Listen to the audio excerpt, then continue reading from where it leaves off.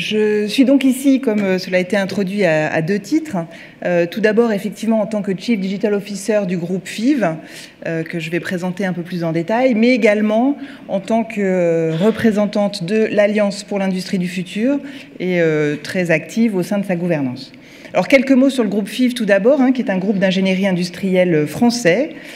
qui conçoit, réalise des machines, des équipements de procédés, des lignes de production dans un grand nombre de secteurs industriels, certains plus traditionnels comme l'acier, le ciment, le verre, l'aluminium, et d'autres plus récents, comme par exemple l'intralogistique avec des trieurs de paquets très haute cadence, des équipements de dépose de composites pour les pièces en aéronautique et pour l'automobile, et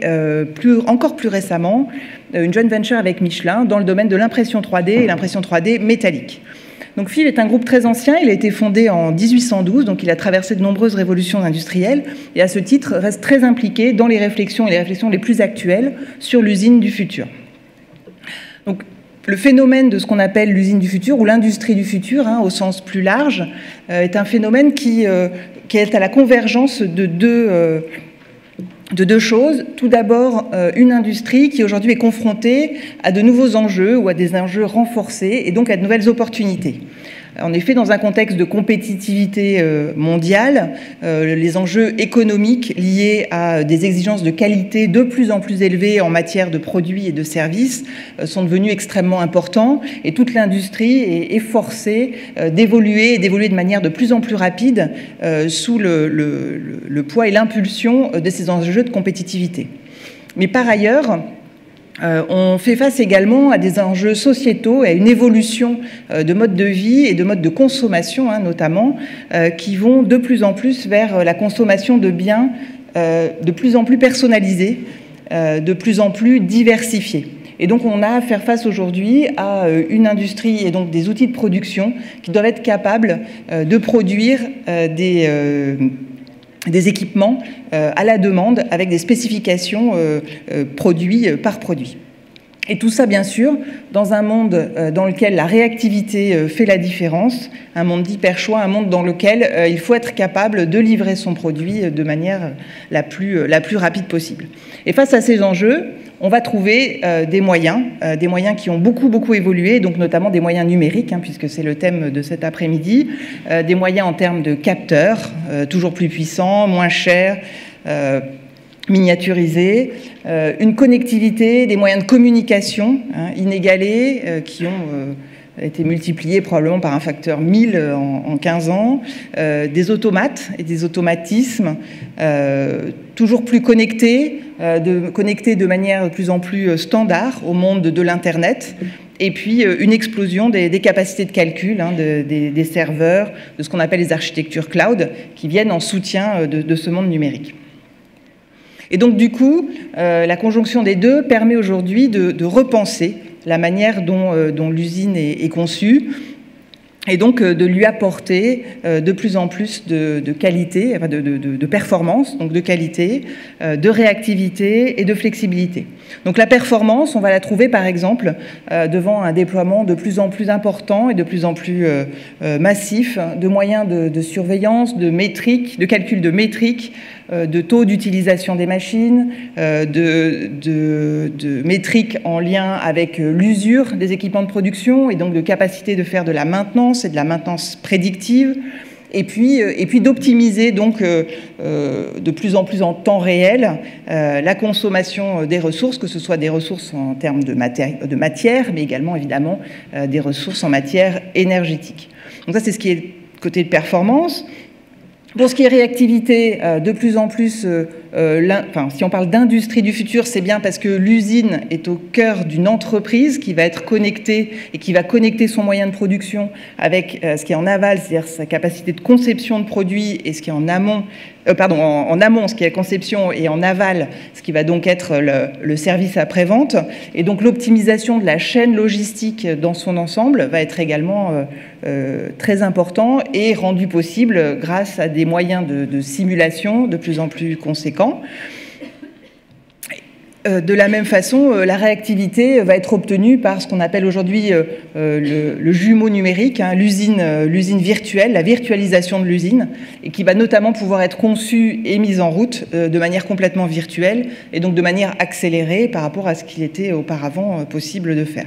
Et tout ça avec une grande flexibilité rendue possible grâce au contrôle de la production, de plus en plus fin, des ordres de fabrication hein, qui sont modifiés pièce par pièce grâce à ces automates et à ces automatismes dont j'ai parlé. Donc bien sûr, on voit que ces nouvelles technologies et ces moyens permettent de répondre à des enjeux importants. Néanmoins, il ne faut pas perdre de vue que les opportunités, elles se trouvent au fond dans les nouvelles offres et les nouveaux modèles d'affaires qui vont être rendus possibles par ces nouveaux moyens. Pour donner un exemple, on voit qu'aujourd'hui, dans cette dynamique de personnalisation de ce qui va être produit et acheté hein, donc par le consommateur final, on va avoir des groupes dans le domaine de l'ameublement, comme le groupe Schmitt, qui vont être capables aujourd'hui de proposer à leurs clients une cuisine entièrement sur mesure, c'est-à-dire faite sur l'exacte mesure de leurs pièces, ce qui va donc nécessiter à la fois une automatisation suffisante de la production des panneaux de bois, bien sûr, pour que cette construction sur mesure et donc cette découpe du panneau de bois puisse être faite à un coût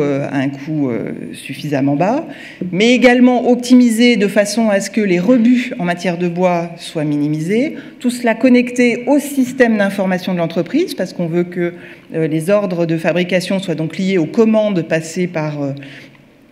le consommateur et donc lié également à une livraison des cuisines sur mesure dans un temps suffisamment court. Et tout cela avec un contexte de vente dans lequel l'outil numérique doit également être intégré, puisque aujourd'hui, dans les magasins, il faut avoir des configurateurs de cuisine qui soient capables de réaliser ces cuisines sur mesure. Et donc on voit que la réflexion et l'enjeu et l'opportunité de l'industrie du futur va être en fait à la rencontre de ces différents sujets de réflexion que sont à la fois ces nouvelles technologies aux capacités croissantes, les nouveaux usages en matière de consommation et donc l'expérience du client final, les nouveaux procédés industriels et dans ce cas par exemple l'automatisation de l'usine et également le nouveau modèle d'affaires sur la base de cette cuisine sur mesure. Alors dans le domaine peut-être un peu plus proche du domaine de l'énergie, même si peut-être on reste encore un peu connexe, je peux vous donner un autre exemple qui est celui par exemple dans lequel s'engage FIV. Donc FIV est né en 1812 de l'industrie du sucre, puisque suite au blocus des ports français, Napoléon a demandé à un ingénieur de développer le procédé d'extraction du sucre de la betterave. Et donc c'est comme ça qu'est né FIV, du quartier de Lille qui s'appelle FIV. Et donc depuis longtemps, FIV construit et jusqu'à peu de temps réalisait des usines clés en main pour les coopératives sucrières. Souvent, il s'agit effectivement de coopératives. Or, face à une concurrence toujours plus forte de constructeurs d'équipements chinois, FIV a dû repenser la manière dont il vendait, commercialisait et surtout rendait un service finalement d'extraction de sucre à ses clients et du coup a utilisé les moyens numériques et donc notamment les moyens de simulation pour réaliser une simulation du procédé d'extraction de sucre, sachant que ce procédé a la particularité de ne pas seulement produire du sucre, mais également de l'électricité, enfin de l'énergie d'électricité, et suffisamment pour pouvoir, en un an de campagne et d'extraction de sucre, livrer une ville de 75 000 habitants, mais aussi donc du biofuel, de l'éthanol, qui est également un produit de ces usines. Et donc l'optimisation de ce mix de production sucre, énergie, éthanol, en prenant en compte à la fois la qualité de la canne à sucre, donc la quantité de sucre qui va pouvoir être extraite, mais également le prix des différents produits, est une problématique qui aujourd'hui peut être gérée de manière numérique et en lien à très court terme avec la manière dont les équipements d'extraction du sucre de la canne sont paramétrés. C'est donc bien cet ensemble qu'aujourd'hui on peut être capable de livrer dans les différents pays du monde qui sont effectivement concernés. Bon, et puis donc j'ai beaucoup parlé du procédé de production. Je pense qu'il ne faut pas oublier non plus que ces outils numériques vont pouvoir également venir au quotidien soutenir l'homme, l'opérateur, dans sa tâche. C'est également un aspect très important. On a beaucoup parlé d'automatisation, mais il y a également le fait que la capacité de pouvoir apporter notamment des assistants en matière de réalité augmentée, en matière de nouvelles interfaces homme-machine à l'opérateur sur le terrain va également l'aider dans ses tâches. Et c'est aujourd'hui des choses qu'on voit se développer de plus en plus, de manière très concrète sur le terrain, de la même manière qu'on voit également apparaître de plus en plus des robots qui ne sont pas des robots de grande cadence, des robots de la transitique ou de l'automatisation, mais ce qu'on appelle des cobots, des robots collaboratifs qui ont la capacité d'amplifier notamment l'effort que va faire l'opérateur en les utilisant, et donc d'apporter une assistance physique à sa tâche. Et puis au-delà de tout ça, tout ce qu'on peut faire autour de ce jumeau virtuel, de cette usine jumelle virtuelle en termes de capitalisation de connaissances, de savoir-faire, de façon à pouvoir gérer justement les transitions générationnelles d'une génération d'opérateurs à une autre, sont également extrêmement importantes au quotidien. Et donc ça, c'est un sujet sur lequel, notamment en France, on va aujourd'hui apporter une attention toute particulière pour bien penser la place de l'homme dans l'usine. Et d'ailleurs, au-delà de la place de l'homme dans l'usine, il y a évidemment la prise en compte de tout ce qui va être sa formation, l'évolution de l'emploi, qui est un sujet qui commence à être abordé, mais qui nécessite encore, je pense, beaucoup de travail pour avoir un accompagnement de toute cette évolution, également sur le plan humain, des compétences et donc des emplois. Donc ce que je viens de décrire est pris en compte aujourd'hui dans de nombreux plans nationaux de réindustrialisation comme un moyen de développer une industrie. Alors le premier plan national qui a été mis au point pour soutenir l'introduction de technologies numériques dans le monde de la production est celui qui a été lancé en Allemagne sous le nom de Industrie 4.0. Donc il s'agit bien là d'un plan qui propose d'aider l'industrie allemande, et donc notamment l'industrie de la machine et de l'outil de production, à introduire dans son offre des fonctions numériques de façon à ce que cette offre allemande soit et reste surtout leader sur le plan mondial et notamment donc à l'export. En 2012, ce sont les États-Unis qui ont lancé leur Advanced Manufacturing Plan, et puis en 2013, donc la France, avec donc un plan dit usine du futur qui a donné lieu à l'Alliance Industrie du futur dont je vais reparler, la Chine à son Made in China 2025, l'Inde, etc. Et à chaque fois, dans ces plans, et notamment les derniers, l'industrie est vraiment considérée non seulement comme une source d'emploi, et bien sûr de compétitivité, mais aussi d'innovation, puisque le fait de réduire, on va dire, le temps de cycle entre la conception du produit et sa production sur un même territoire est vu comme une réelle source de compétitivité. Et on a vu, par exemple, avec le cas des cuisines Schmitt, que cette source d'opportunités en matière de nouveaux modèles d'affaires est une réelle source de richesse pour nos pays et qui est tout à fait atteignable dans une industrie, on va dire, occidentale.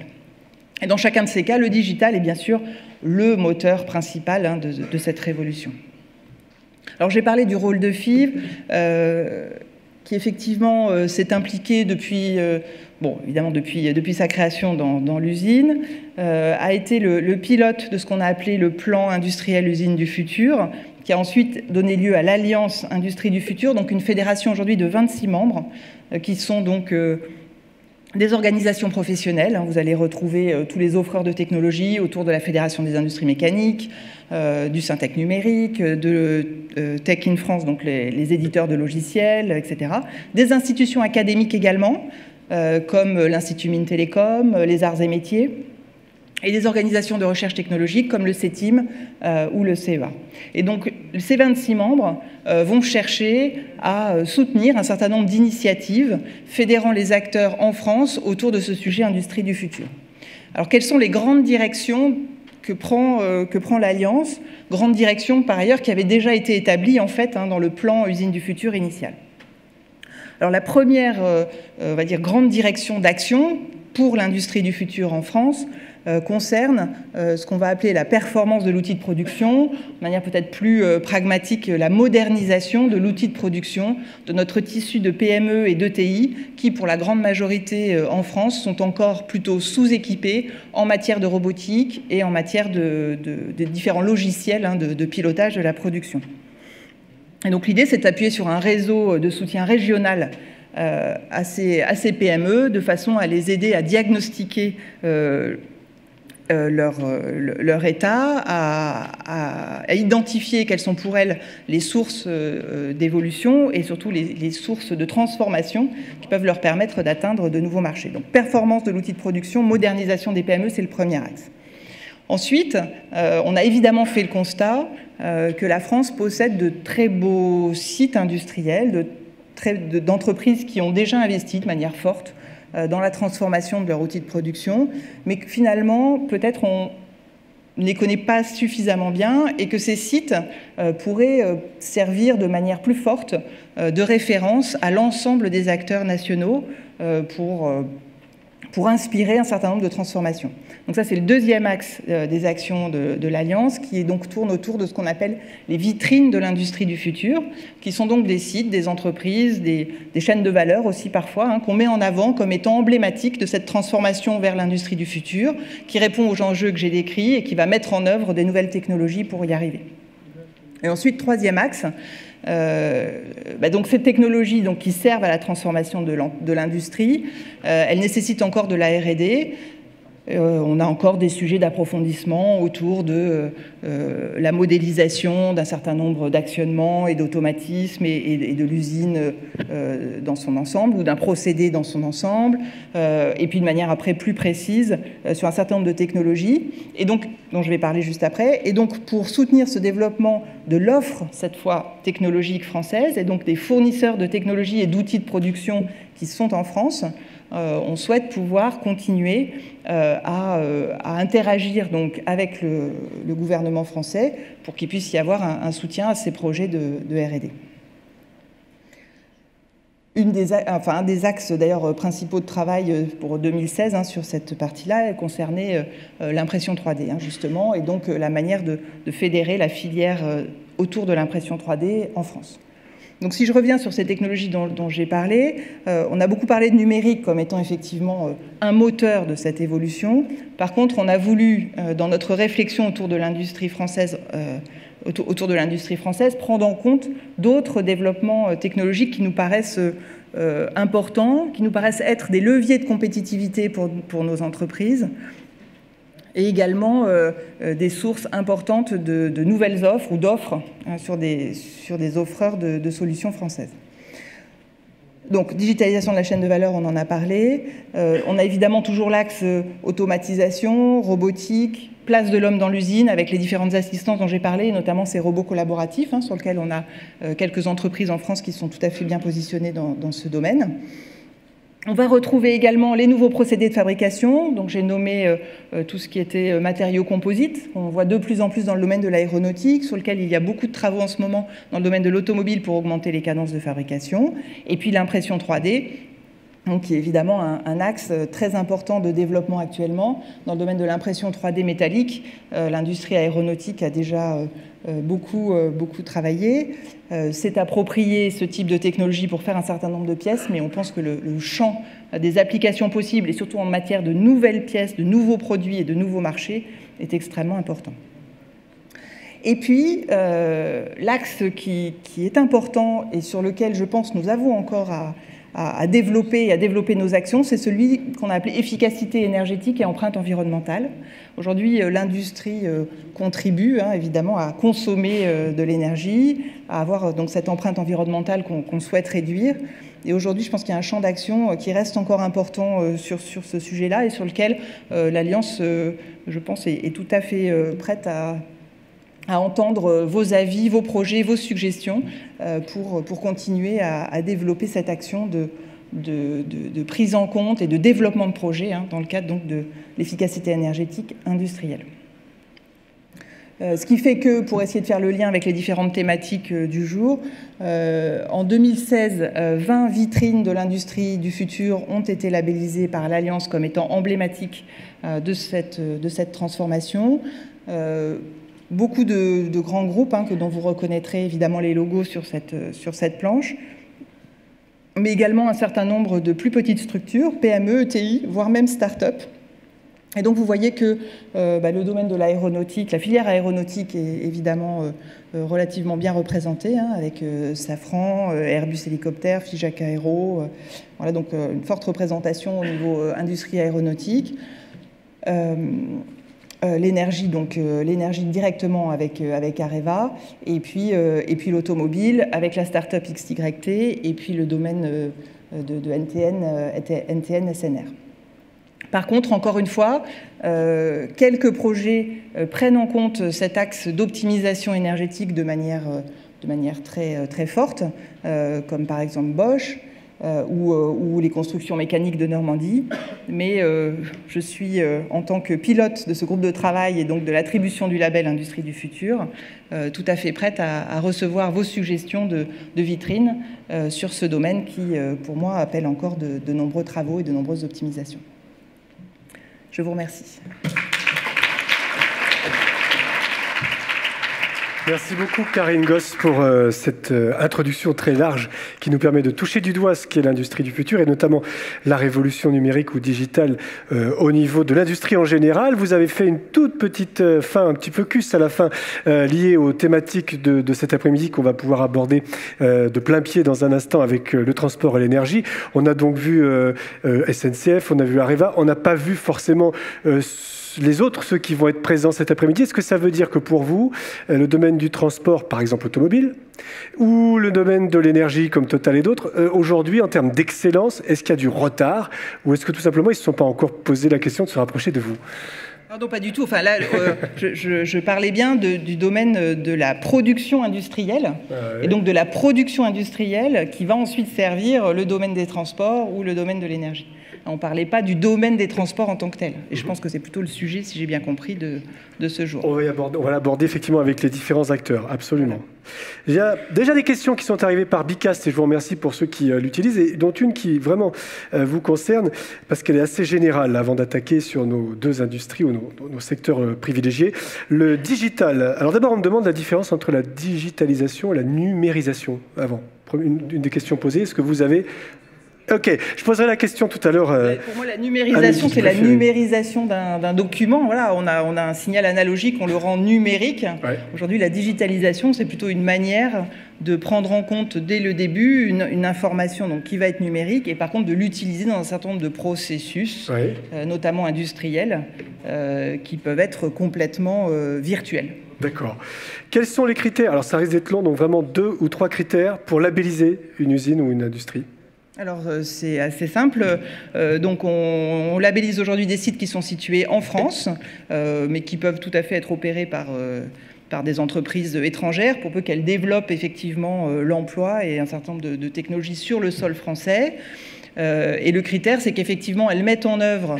des technologies que j'ai présentées, donc des technologies dites importantes pour l'industrie du futur. Donc soit le digital, mais ça peut être également, on a vu les composites, la fabrication additive, etc., la robotique, dans un but d'évolution de la stratégie de l'entreprise et d'une évolution de ces marchés qui soit suffisamment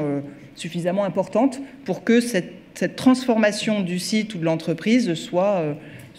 significatif et stratégique. Alors, une question est liée justement à l'emploi. Vous dites qu'il faut que ça développe l'emploi, notamment dans ces domaines. Et là, j'ai une question sur le digital. Va impliquer des mutations profondes dans les emplois. Dans le cadre de l'industrie du futur, comment va-t-on accompagner, par exemple, les ouvriers, donc ceux qui ne sont pas les plus formés de demain, les ouvriers de demain, qui vont fatalement devoir étendre leur champ de compétences. On peut même se dire, vous parliez de la robotisation beaucoup, qui vont carrément peut-être disparaître.